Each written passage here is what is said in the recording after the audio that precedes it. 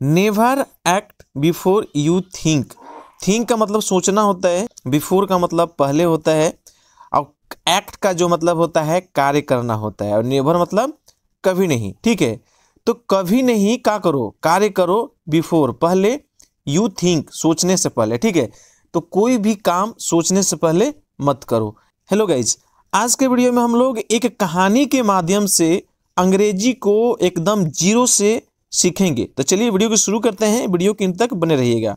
देखिए यहाँ है वंस अपॉन अ टाइम।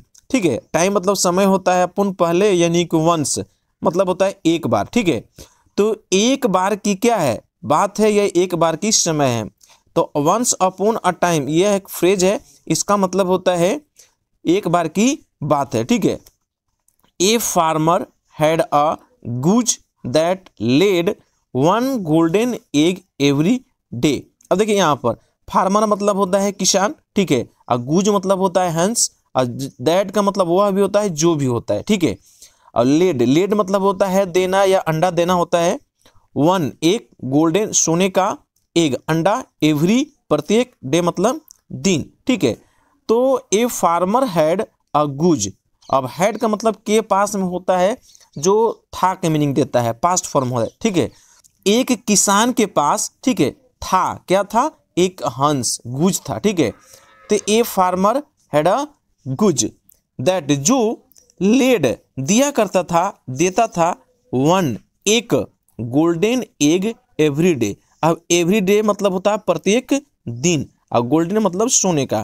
तो एक किसान के पास एक हंस था जो क्या करता था, वो सोने का एक अंडा प्रत्येक दिन दिया करता था। ओके, चलिए आगे चलते हैं। द एग प्रोवाइडेड, प्रोवाइडेड मतलब यानी कि प्रोवाइड, प्रोवाइड मतलब होता है उपलब्ध कराना, एनफ, एनफ मतलब होता है काफ़ी, और मनी मतलब होता है पैसा, फॉर के लिए, द फार्मर। ठीक है, and his wife to support their daily needs. मतलब ये हुआ कि द एग प्रोवाइडेड, जो हंस अंडा देता था, ठीक है, वो अंडा उपलब्ध कराती थी। ठीक है, एनफ मनी काफ़ी पैसा, काफ़ी पैसा, फॉर के लिए, किनके लिए, the farmer and his wife, यानी कि उस किसान और उस किसान की पत्नी के लिए वो अंडा क्या करती थी, पैसा उपलब्ध कराती थी। ठीक है, आगे देखते हैं।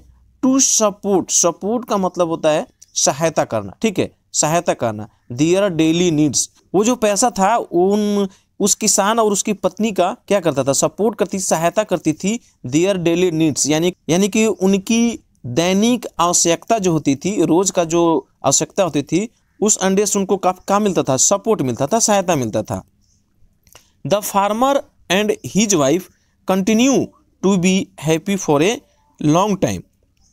अब देखिए यहाँ पर है कंटिन्यू, कंटिन्यू मतलब लगातार या जारी होता है, हैप्पी मतलब खुश, फॉर ए के लिए, ठीक ना, लॉन्ग टाइम, लॉन्ग मतलब होता है लंबा या लंबे, टाइम मतलब समय। तो मतलब ये हुआ कि the farmer and his wife, किसान और उसकी पत्नी, लगातार, टू बी हैप्पी यानी कि खुश थे, ठीक ना, फॉर ए लॉन्ग टाइम यानी कि लंबे समय तक के लिए वो क्या थे, उस अंडे से लोग दोनों खुश थे। चलिए आगे चलते हैं। शुड, शुड मतलब होता चाहिए, we take just one egg a day.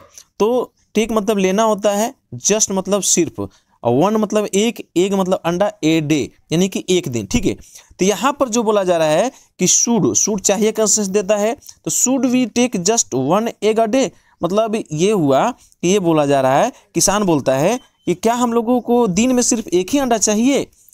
Why, why can't we take them all at once and make a lot of money. Money मतलब पैसा होता है, अलॉट ऑफ, अलॉट ऑफ मतलब होता है बहुत सारा, मेक मतलब बनाना, एट वंस यानी कि एक ही बार में।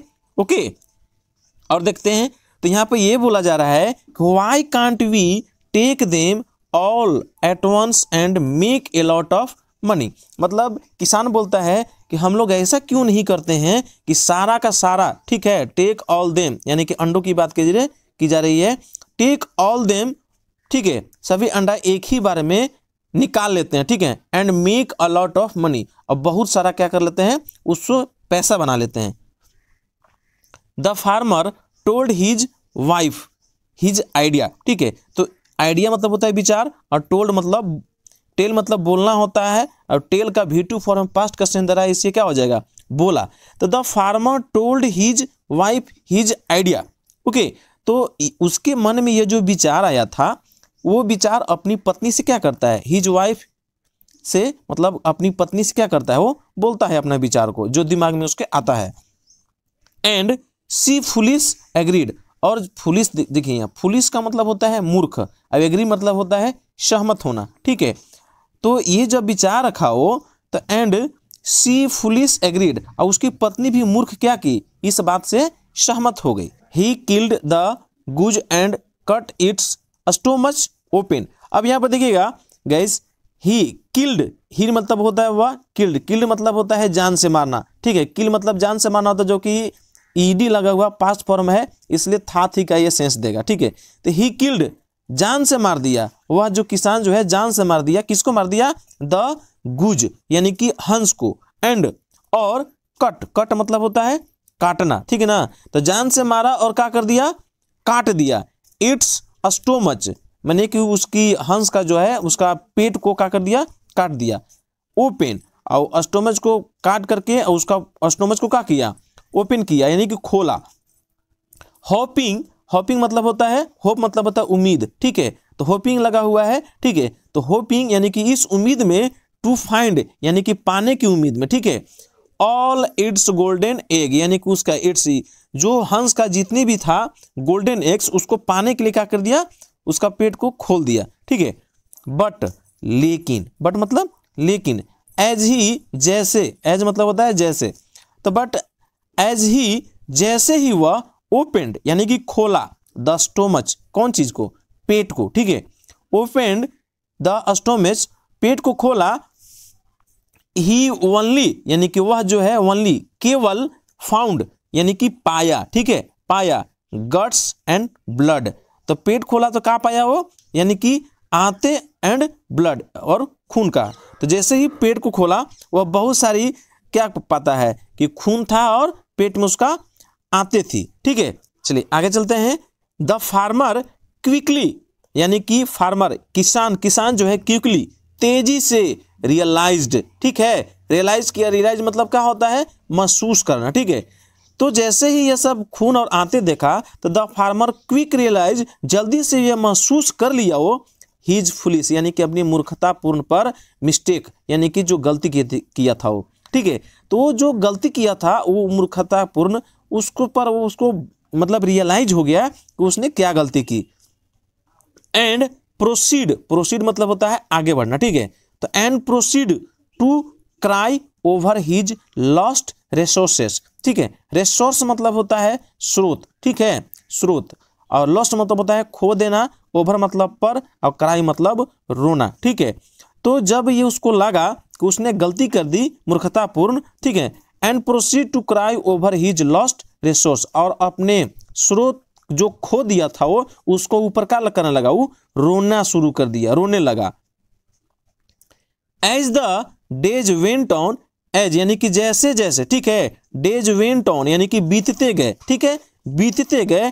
The farmer and his wife यानी कि किसान और उसकी पत्नी, बिकेम, ठीक है ना, यानी कि हो गए, बिकम मतलब होता है होना, और बिकेम यानी कि हो गए, ठीक है। पुअरर एंड पुअरर, गरीब से गरीब, ज्यादा से ज्यादा क्या हो गए, गरीब होते गए, ठीक है।